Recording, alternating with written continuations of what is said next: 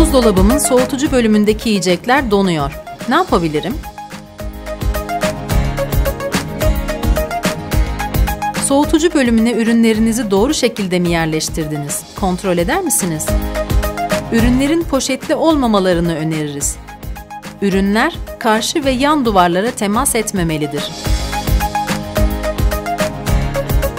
Aksi halde ısı sensörleri ortamın yeterince soğuk olduğunu algılamayıp dondurucu bölümü sürekli çalışacaktır.